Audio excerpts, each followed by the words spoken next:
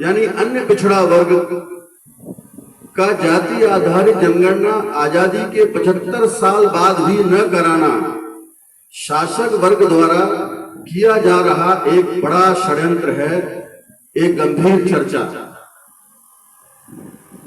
जिन लोगों के लिए ये विषय हमने जागृति के लिए लगाया है, उनकी संख्या इस पंडाल में ना के बराबर होगी,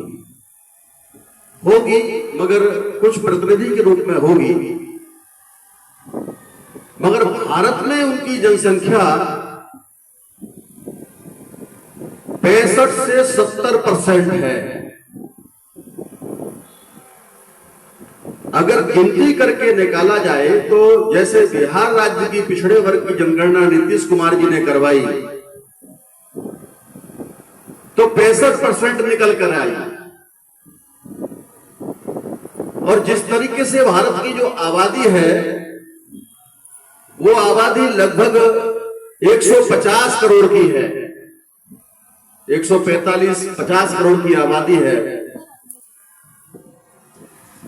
अगर 65% का आंकड़ा निकाला जाए तो 65 करोड़ तो 100 करोड़ में से हो गए, और उसका आधा और कीजिए तो 65 का आधा 32.5, 32.5 और 65 को मिला दो, ये लगभग 97.5 करोड़ होता है। यानी 1 अरब लगभग आबादी केवल मात्र पिछड़े वर्ग के लोगों की है। 50 करोड़ में सारे लोग आते हैं, और इतना बड़ा समाज होने के बाद भी, इतना बड़ा भारत के अंदर में समूह होने के बाद भी उन पिछड़े वर्ग के लोगों की जाति जनगणना नहीं हो रही है। इससे भी बड़ी खतरनाक बात यह है दोस्तों कि ओबीसी का देश में प्रधानमंत्री है। ओबीसी की दुहाई लेकर के कि मैं नीच जाति में पैदा हुआ, भाइयों बहनों, मैं पिछड़े वर्ग में आता हूं, मेरी मां दूसरों के घरों में बर्तन मांजती थी, गरीब परिवार से हूं, चाय बेचने वाला हूं, ऐसा लोगों को हिप्नोटाइज करके लोगों के अंदर उनको बरगला करके देश का प्रधानमंत्री बन गए माननीय नरेंद्र मोदी जी। और प्रधानमंत्री बनने के बाद में ओबीसी की दुहाई दे करके जब जनगणना करने की बात आई, हर 10 साल बाद जनगणना होती है, अंग्रेज लोग हर 10 साल के बाद में निर्धारित समय पर देश के लोगों की जनगणना करवाते थे, और किस जाति के लोग कितने हैं ये आंकड़ा इकट्ठा करते थे। उनमें से कितने पढ़े लिखे हैं, कितने अनपढ़ हैं, कितने ग्रेजुएट हैं, कितने पोस्ट ग्रेजुएट हैं, कितने हाई स्कूल पास है, कितने, और सभी तरीके के आंकड़े वो इकट्ठा करते थे। और इकट्ठा करने के बाद में प्रत्येक जाति का आंकड़ा निकालने के बाद फिर वो भारत का बजट निर्धारित करते थे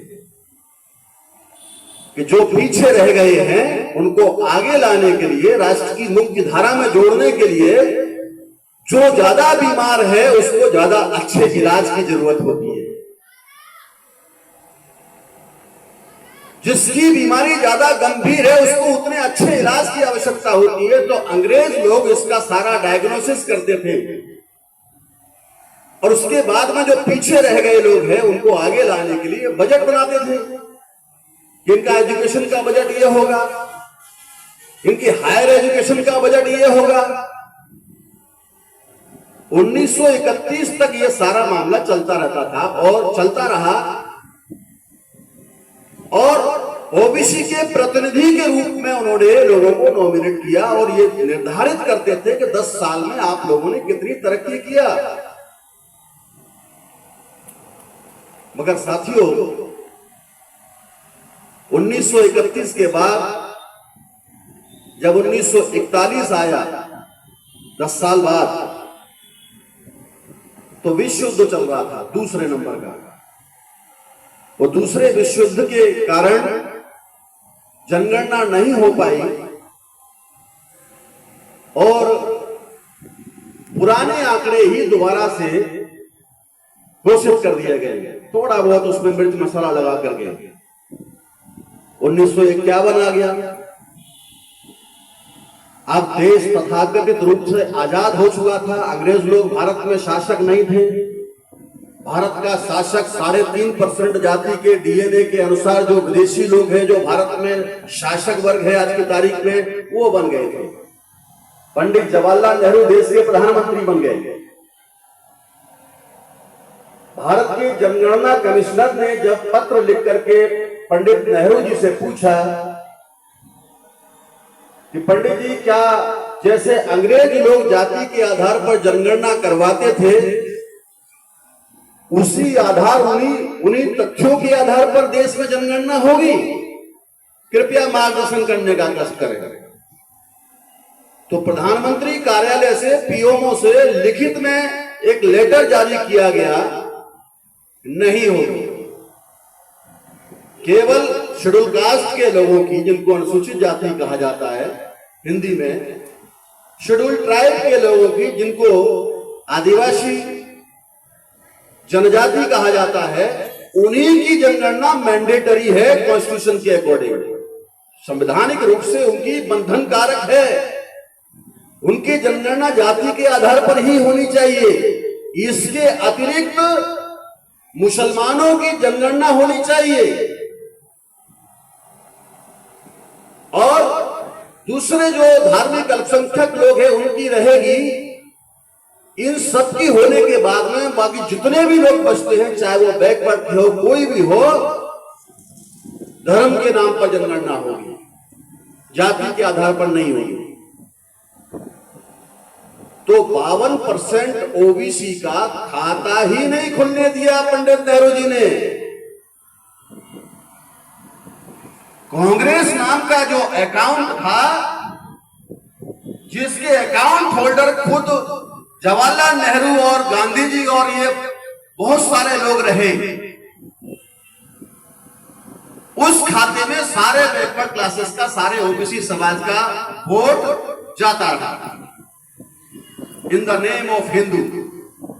हिंदू के नाम पर सारा जो वोट था वो कांग्रेस के खाते में जमा होता रहा। अब आपका बैंक का कोई अगर अकाउंट है, आपके नाम से खाता खुला है, तो भारत तो छोड़ो, दुनिया के किसी भी देश से आपके खाते में पैसा आ सकता है, मगर आपके खुद के अलावा जो अकाउंट सिग्नेचरी है, उसके अलावा किसी के भी, कोई भी आदमी उस खाते से पैसा नहीं निकाल सकता आपकी मर्जी के बगैर। होता है कि नहीं होता है? तो ओबीसी पिछड़े वर्ग के लोग कांग्रेस के खाते में दंदना करके वोट डालते रहे, ग्राफ बढ़ता रहा, बढ़ता रहा, बढ़ता रहा। फिर शासक जाति के लोगों ने सोचा कि दुनिया में जहां पर भी लोकतंत्र है, लोकतंत्र में एक पार्टी कभी सफल नहीं होती है, कोई भी एक दल कभी सफल नहीं हो सकता एक विचारधारा का। रूलिंग पार्टी भी हमारी होनी चाहिए, ऐसा पंडित जी ने सोचा। अपोजिशन पार्टी भी हमारी ही होनी चाहिए।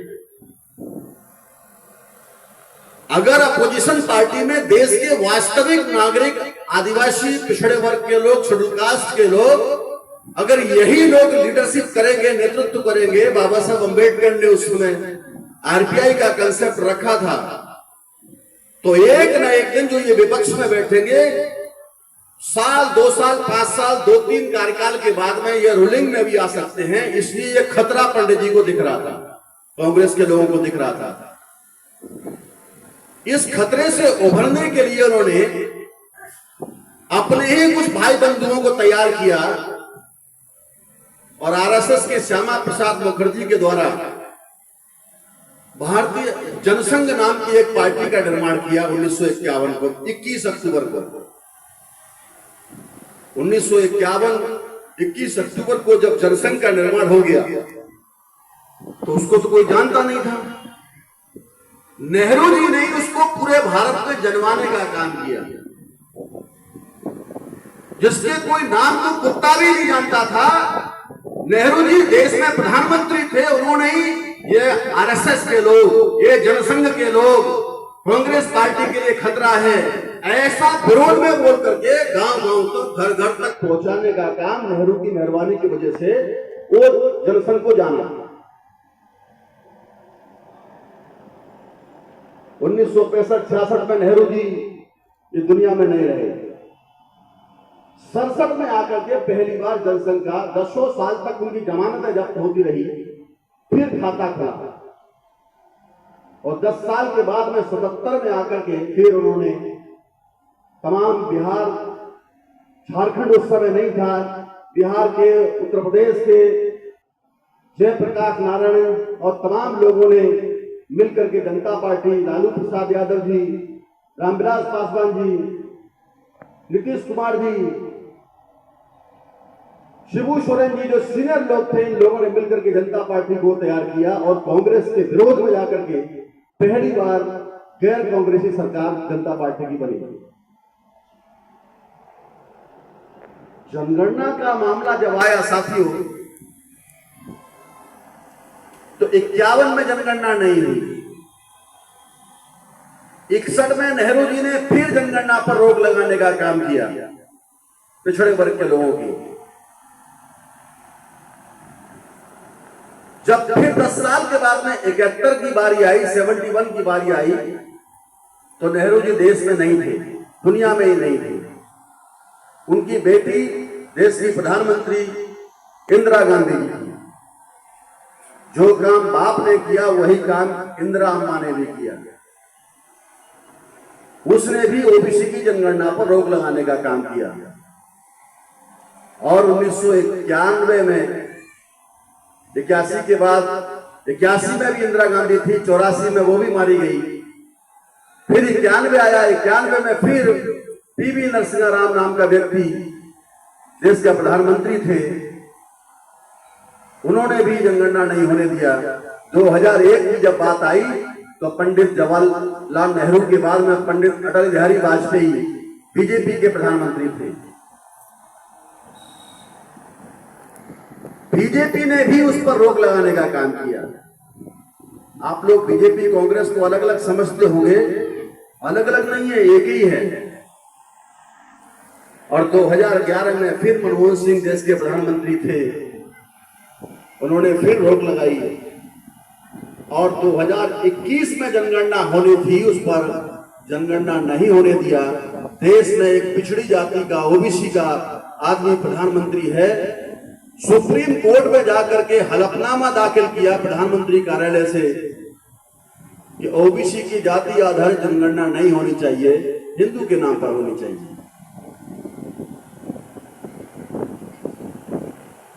एक ओबीसी का आदमी प्रधानमंत्री है, एक देश का राष्ट्रपति, आदिवासी महामहिम राष्ट्रपति द्रौपदी मुर्मू जी आदिवासी समूह से आती हैं। मुख्यमंत्री आपके झारखंड का आदिवासी है, फिर भी सारे देश में ढिंडोरा पीटा जाता है कि हिंदू खतरे में है, मुसलमानों की संख्या बढ़ रही है। ओबीसी के साथ में बहुत बड़ा धोखेबाजी हो रही है। और जब हम लोगों ने 2001 से इस मुद्दे को टेकअप किया, हमारे मातृ संगठन के द्वारा इसको उठाया गया, इस मुद्दे को पकड़ा गया, तब से लगातार सारे भारत भर में ये जन जागरण का, महाजागरण का अभियान चल रहा है। तो आज राहुल गांधी को भी बोलना पड़ रहा है कि हम ओबीसी की जनगणना करवाएंगे, चुनावी तक केवल। अब मुंह में केवल दही जमा के बैठा हुआ है राहुल गांधी, अब बोलने की हिम्मत नहीं है, अब नहीं करा रहे हैं, केवल वोट लेने के लिए। तो इस तरीके से यह षड्यंत्र हो रहा है, धोखेबाजी हो रही साथियों। धोखेबाजी से आप लोगों को बचना है। आपके झारखंड प्रदेश के जो राज्यपाल है गंगवार साहब, हमारे उत्तर प्रदेश के बरेली के सांसद होते थे बीजेपी के, अभी वो महामहिम राज्यपाल महोदय है, ओबीसी समुदाय से है। ओबीसी होने के बाद भी संसद में एक बार भी आवाज नहीं उठाई कि जनगणना होनी चाहिए। ये तो बोल रहे हैं, अभी आज के अखबार आपने पढ़ा होगा तो उनका यह कहना है कि देश में पेशा एक्ट